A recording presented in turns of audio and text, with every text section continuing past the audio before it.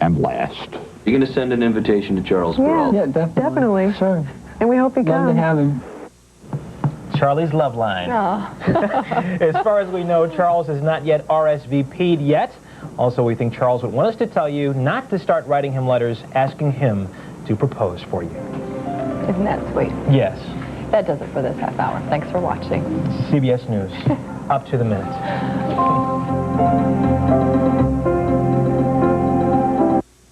For Americans desperate to find a child to adopt, Peru has thousands to choose from. But getting them home is another matter. Watch Ed Bradley Street Stories Thursday. This is CBS. Straight ahead on CBS News, up to the minute. A police protest sparks unrest in the streets of America once again.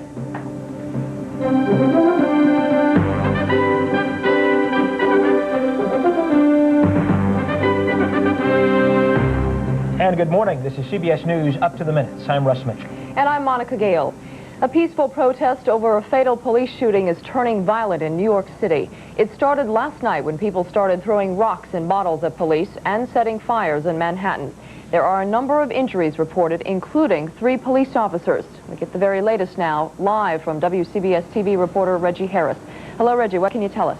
Monica, we're at a staging area on the west side of Manhattan in Harlem. This is some distance from the actual incidents that are going on right now. There were 3,000 police officers here half an hour ago. They have all gone. It has been a very tense and angry night in New York's Washington Heights neighborhood. It began with a peaceful march protesting the fatal police shooting of a 23-year-old man, Jose Garcia. That happened on Friday. Police say he had a gun. Witnesses say he was unarmed and totally defenseless. Now, tonight's march wandered through the streets of Washington Heights, about 500 protesters shouting, "Police assassins." It was peaceful, but it broke into several small bands. Many dumpsters and cars were set afire. Have at least 11 injuries, 8 civilians, 3 police officers. One man reportedly fell from a roof. He is in critical condition right now. There are still scattered incidences of violence throughout Upper Manhattan. Now this, for people who don't know New York, is quite a distance from the skyscrapers of Midtown, about 5 miles north. It is not where people would likely be for the Democratic Convention next week. However, up and down Amsterdam Avenue and along Broadway in Upper Manhattan, several fires. Most of it's trash that's left out to be picked up later on. There is not widespread looting or robbing going on. Now, Alex Garcia, the brother of the man who was killed, tonight said this is about respect and police brutality. Everybody feel bad.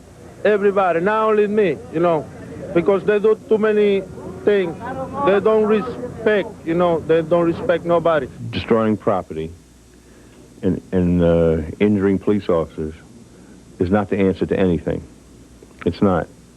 And those who profess to really be concerned with the community are not going to behave that way. I hope that the young people especially will understand that they ought not make mistakes and let people lead them astray under the mistaken notion that somehow or other a perceived grievance can, in this fashion, be addressed. New York City Mayor David Dinkins appealing for calm. Of course, the mayor's attention has been on the upcoming Democratic Convention. This does blacken the city's eye somewhat, preparing to polish up for an international showing of New York. Behind me now you see a police command center has been pulled into place here. That is about it for the moment. From New York, from up in Harlem, I'm Reggie Harris. Russ, Monica? Reggie, what appears to be the mood at this point? Have things settled down at this hour? No, not at all. In fact, the police have left this location because we know perhaps 13 blocks from here, a police van was set afire within 20 minutes or so, and a wave of police left here then. And since then, within moments just before we went on the air, another wave of police left, and they headed toward Broadway and the 130s. So it is not over. We've had one of our news vans attacked by bottles or rocks. One technician, a cameraman, who has gone to the hospital with head injuries. He's bleeding. We don't think he's seriously hurt, but it's certainly not over. There are several small groups and it's very tense as you ride up and down Amsterdam Avenue, Broadway. You see these fires burning, you see kids, young people on the corners, and during an earlier report here in New York while I was on the air, the chant in Spanish was, burn, burn, the Yankees want to burn. All right. WCBS reporter Reggie Harris, thanks for your report here on Up to the Minute. Here's what else is happening this Tuesday morning. The National Education Association says little progress has been made to recruit men and minorities as classroom teachers. In fact, the NEA says the percentage of men teaching in elementary schools has fallen to the lowest point in a quarter century. Students learn lessons about life through both formal instruction and what they see around them. The failure to attract and keep more minority teachers in the profession threatens to deny minority students the positive role models that they need. Your report also shows a significant racial imbalance. Almost 87% of all teachers are white. The founder of a furnace company is firing up the largest single donation ever to a public college in this country. Glassboro State College in New Jersey is getting a $100 million gift from Henry Rowing. The New Jersey businessman says he wants to repay the state where he built his fortune. I think that what we're doing is putting back into society a little bit of what society has given us. The school will be renamed Rowan College. Leaders of the world's leading industrial powers will focus on their weaknesses today, their struggling economies, and the war in Yugoslavia. There may be smiles for the cameras, but observers say the mood is somber at the G7 summit in Munich. Between the Yugoslavian war and alarm over the Russian economy, they have barely time to focus on their own domestic political problems, which include weak economic growth and high unemployment. This morning, there is little hope that any substantial progress will be made on any of these issues this week. Baseball is going to look different next year. Commissioner of Baseball ordered some changes to the National League yesterday. The Chicago Cubs and the St. Louis Cardinals will move from the east to the west. The Atlanta Braves and the Cincinnati Reds will move from the west to the east. I just hope that we don't get stuck with the scheduling that's going to hurt us. And to me, I would have rather known what the schedule is before, you know, I voted yay or nay. And of course, one vote stopped it. But Chicago, I think they're more concerned about their TV, and yet they're 2 hours, we're 3 hours. And but apparently that could stop at one vote for anybody that was affected, and but the commissioner overrode that. The new franchise in Miami will join the National League East, and the new Denver team will play in the West. A 28-year-old Michigan man is lucky to be alive this morning after a frightening accident captured on home video. David McCallum of Grand Blanc, Michigan, escaped with only a fractured ankle when he bungee jumped from a crane and the cord snapped. Incredible video. He is still hospitalized but listed in fair condition. McCallum jumped 180 feet, or from 180 feet, I should say. He was just 20 feet above ground when the cord broke. He hit the corner of an air mattress, bounced, then hit the ground. It was McCallum's first jump. Still to come on CBS News, Up to the Minute, the Democrats and the political powers of gays. Plus, Eddie Murphy goes back to the movies when we return. Spend the night with me. Oh, Christy, no, it's just too soon. I can't. Where are you going? I have to give a speech in the morning to the board of directors.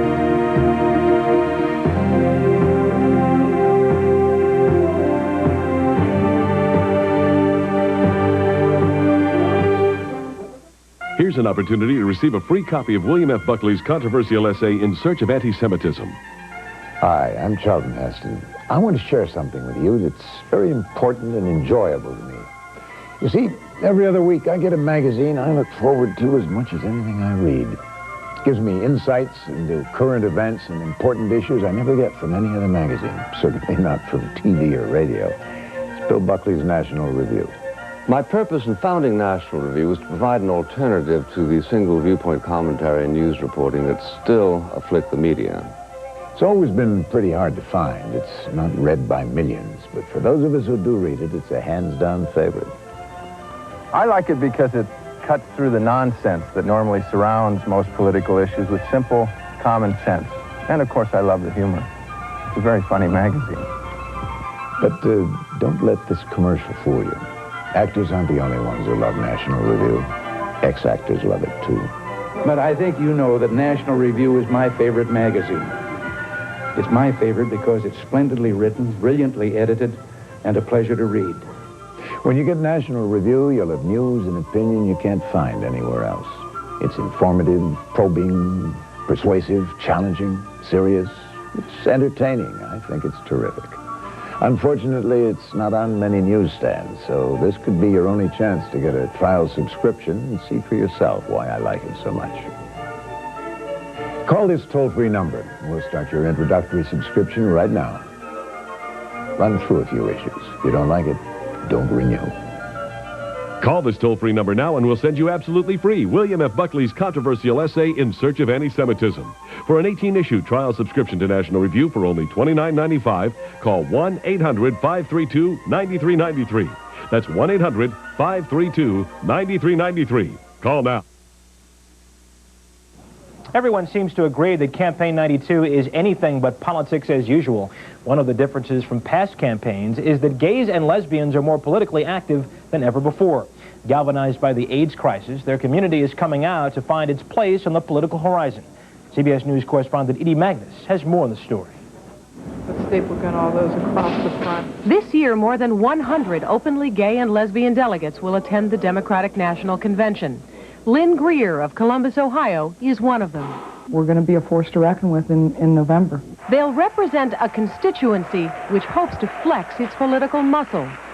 The gay and lesbian vote is large enough and can be concentrated enough in terms of voting as a bloc that it can make a tremendous difference to the candidate that's able to capture it. Right now, the man who's capturing their attention is Bill Clinton. I have a vision, and you're a part of it. I believe tomorrow will be better than today if we act. And we're all a part of the same community, and we'd better start behaving as if we are. The videotape of Clinton's address at a gay fundraiser in Los Angeles last month is now a feature attraction at similar events all over the country.